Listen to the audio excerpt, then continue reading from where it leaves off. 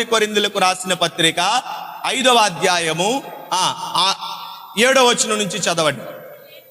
మీరు పులిపిండి లేని వారు గనుక క్రొత్త ముద్ద అవుటకే ఆపాతదైన పులిపిండిని చూడండి. ఎక్కడున్నటువంటి విషయాలనే ప్రారంభంలో పస్కాను ఐగుప్తులో భుజించడానికి దేవాతి దేవుడు ఇశ్రాయేలులకు నియమించిన ఒక కట్టడి, ఒక ఆజ్ఞ, ఒక కట్టడి ఏంటంటే, ఇదిగో మీరు పస్కాను వధించి భుజించాలంటే ఈ పండగ 7 రోజులు జరిగిద్ది.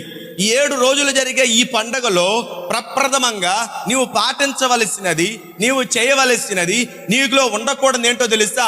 పాతదైన పులిపిండి నీలో ఉండకూడదంట. పాతదైన పులిపిండి. ఆ పులిపిండి దేనికి సాదృశ్యం అంటే, పులిపిండి మొట్టమొదటిగా గర్వానికి సాదృశ్యం, అది దుష్టత్వానికి సాదృశ్యం. ఇంకా దాని గురించి చెప్పాలంటే పాపానికి, కపటానికి, ఇంకా అలాగే లోకాశలకు సాదృశ్యం.